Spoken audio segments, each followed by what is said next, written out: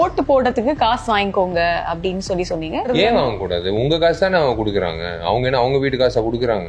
அவங்க என்ன சம்பாதிச்சு உழைச்சி வயல்ல இறங்கி 5 வருஷம் into 365 நாள் வேலை செஞ்சு உழைச்ச காசா வாங்குறாங்க.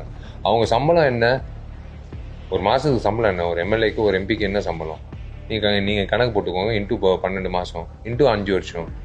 அது எப்படி நீங்க 5000 ரூபாய் மட்டும் நீங்க ஒரு ஓட்டுக்கு நீங்க தைரியமா கொடுக்குறீங்க? அதே மாதிரி இன்னொரு கட்சி 2000. ஏன்னா இதெல்லாம் எப்படி நம்மளுக்கு எப்படி தெரியுதுன்னா, நம்ம இப்போ என் அசிஸ்டன்ஸ் இருக்காங்க, வாங்கினியா காசுன்னுட்டா ஆமாண்ணா 5000 ரூபாய் எங்கள் வீட்டில் 4 ஓட்டு இருக்கு, 20,000 ரூபாய் வாங்கிட்டோம், அவங்களுக்கு தான் ஓட்டு போடுறியான்னு. அப்படியெல்லாம் இல்லைண்ணே, அந்த கட்சி 2500 ரூபாய் கொடுத்தாங்க, எல்லாத்தையும் வாங்கிட்டு அதுக்கப்புறம் முடிவு பண்ணிப்போம். நல்ல விஷயம் இது. அதுதான் உங்கள் காசு உங்ககிட்டே கொடுத்துட்டு உங்களை ஓட்டு போட வச்சு அதுக்கப்புறம் மறுபடியும் அடுத்த 5 வருஷம் காசு சம்பாதிக்கிறதுக்கான ஒரு நல்ல ஒரு முயற்சி அது. அதனால் உங்கள் காசு நீங்களே வாங்கிக்கோங்க. பெட்டர் வாங்கிட்டு உங்களுக்கு நீங்கள் இஷ்டப்படுற ஆளுக்கு யோசிச்சு ஓட்டு போடுங்க. நான் தயவு செஞ்சு ஓட்டு போடுங்க. இது ஒரு என்ன சொல்றது, இட்ஸ் நாட் ஈஸி ஸ்டேட்மெண்ட், ஒரு சிம்பிள் ஸ்டேட்மெண்ட் யூ மேட் இல்லையா? அதுக்கு ஏதாவது ஒரு see, they might think that I'm brutal. Reality சில நேரத்தில் கசக்கும் சொல்றது. ஆனால் சொல்லிதானே ஆகணும். நடக்கிறது நாட்டு நடப்புல என்ன இருக்கோ அதுதான் சொல்லிதானே ஆகணும். கரண்ட் கட் ஆகுறது, அந்த நேரத்தில் காசு அந்த பரிமாற்றம், அதெல்லாம் சினிமாவில் ஏன் காட்சியாக வைக்கிறாங்க?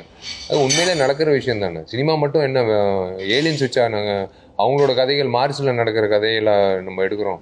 நம்ம நாட்டில் நடக்கிற கதைகள் தானே டெய்லி நியூஸ் பேப்பரில் படிக்கிற ஆர்டிகல்ஸ் வச்சு தானே நம்ம படம் எடுக்கிறோம். அதுதான் நான் சொல்கிறேன். நத்திங். அதான் சொல்கிறேன், உங்கள் பணங்க அது உண்மையிலேயே உங்கள் பணம் தான். அவங்க எங்கிட்டேருந்து சம்பாதிச்சாங்க, எப்படி சம்பாதிச்சாங்க, எப்படி சொல்லுங்கள். நீங்கள் ஒரு கார் வச்சுக்கலாம், ஒரு வீடு வச்சுக்கலாம், ஏன் மிஞ்சி போனால் இன்னொரு கெஸ்ட் ஹவுஸ் வச்சுக்கலாம், ஒரு பீச் ஹவுஸ் வச்சுக்கலாம், எல்லாம் ஒரு கொடைக்கானல்ல ஊட்டியில் இன்னொரு வீடு வச்சுக்கலாம். நீங்கள் வரிசையாக 50 வீடு, மலேசியாவில் ஒரு இடம், சிங்கப்பூரில் ஒரு இடம், இதெல்லாம் தெரிஞ்ச விஷயந்தான்.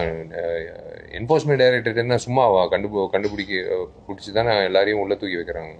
அதுதான் பொதுமக்கள் மட்டும் இல்லை, அவங்களுக்கும் அதே சட்டம் தான், எல்லாருக்கும் ஒரே சட்டம் தான். ஸோ மக்கள் சுதாரிச்சாங்கன்னா பெரிய மாற்றம் வரும். மக்கள் கரெக்டாக ஓட்டு போட்டால் கரெக்டாக இருக்கும். பொலிட்டிக்கலாக உங்களை எதிர்பார்க்கலாமா? See, I've already come into politics and there is nothing to hide or anything. I am coming into politics. Definitely I will come to politics. நான் இதில் ஒளிமறைவே இல்லாமல் ஒரு நாள் சொல்கிறேன் அதெல்லாம் இல்லைங்க. எனக்கு டெஃபினட்டாக வருவேன், 100% வருவேன். இத்தனை கோடி மக்கள் எனக்கு கொடுத்த அங்கீகாரம், ஒரு நடிகனா இன்னைக்கு இப்போ மறுபடியும் ஒரு இயக்குனராக எனக்கு கொடுத்த அங்கீகாரம் எல்லாம் விட்டுட்டு அதை விட கம்மியான சம்பளம், அது ஞாபகம் வச்சுக்கோங்க. ஆனால் பொறுப்புகள் ஜாஸ்தி, கடுமையாக உழைக்கணும். யார்? மக்களோட நலனுக்காக, என் குடும்பத்தோட நலனுக்காக கிடையாது, அவங்களோட நலனுக்காக நான் கடுமையாக உழைக்கணும்னா எல்லாத்தையும் இழக்கணும். நிறைய விஷயங்கள் இழக்கணும். சாதாரண விஷயம் இல்லை சமூக சேவைன்றது.